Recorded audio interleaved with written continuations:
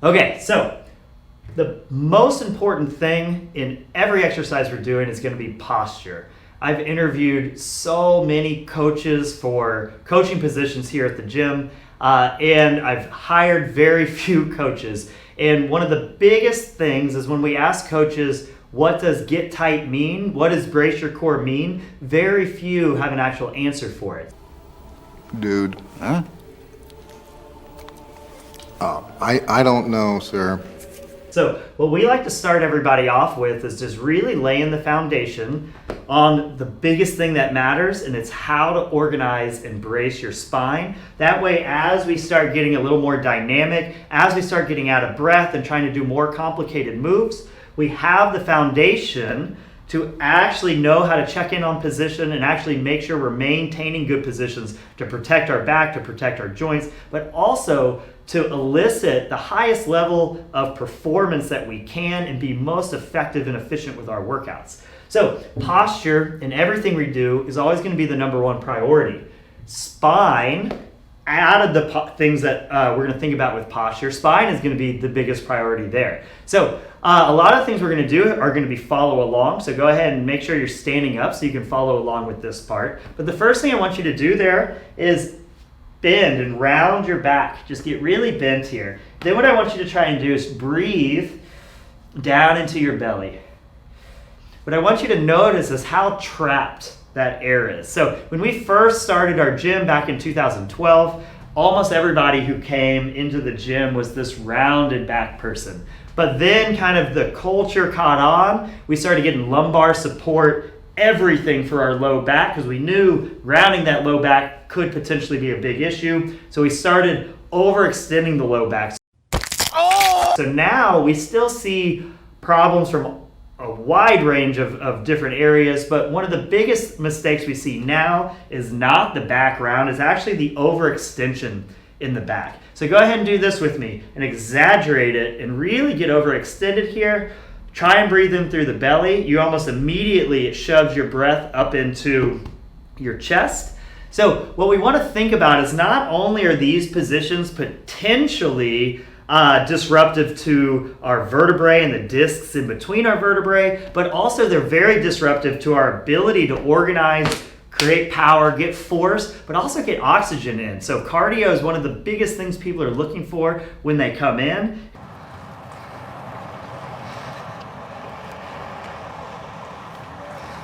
If we are overextended or if we're rounded, we just don't have the lung capacity we do when we're in a neutral shape. So organizing and getting that spine, we like to think of it as straight up and down, even though we're going to have our natural curvatures. We want to think of it as straight up and down. So we're going to learn to organize that spine in a neutral position and brace it. And then as we work between positions, we're going to do it effectively and with intent.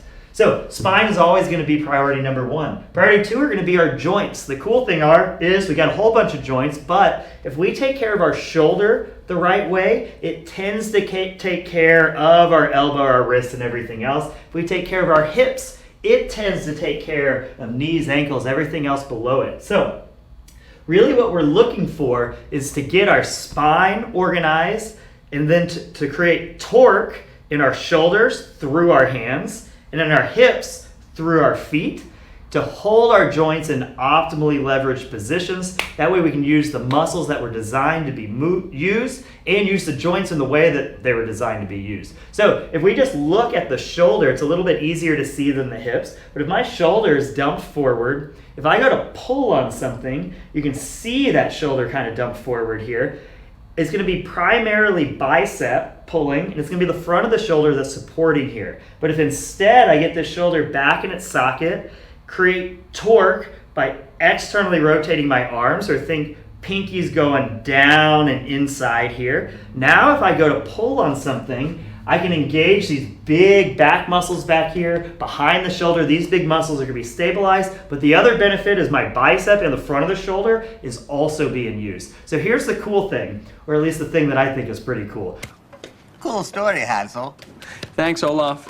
That the same way that we're going to do exercises and the same technique and form we're going to use to do exercises the safest way and the way built for longevity and transferability into your real life is also the exact same way that we're going to learn and develop our technique for maximal performance and getting maximal gains out of the work you're putting in the gym. So that's super cool. You're crazy. Am I? Or am I so sane that you just blew your mind? You don't have to pick and choose. Do you want to be safe and lame or do you want to be a badass? They are the same thing, and the mistakes we see most people making is the people who are trying to be elite and really get their performance up are missing the technique piece, and they're just putting a ceiling on top of how good they can really get.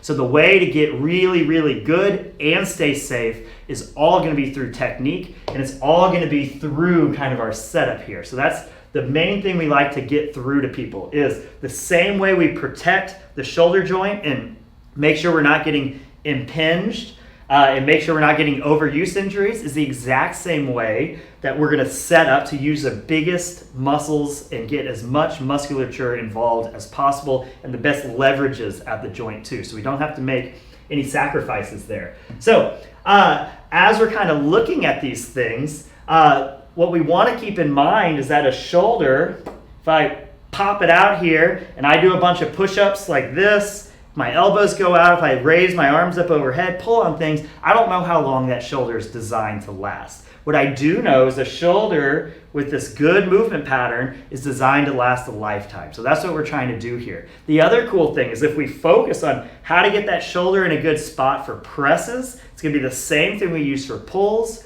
presses overhead, pulls from overhead, yada, yada, yada. So as we start building this stuff up, what you start to see is instead of learning 1,000 different ways to do things, we're going to learn how to stand up, get our spine and joints in the right spot. Then we're going to learn how to do a squat, a push-up, and a jump. And then every exercise we do is just a combination or a variation of the techniques we use in these exercises. So instead of getting good at 10,000 things, we get really, really good at just a few things, and we get good at applying and using it over and over and over and over and over and over again.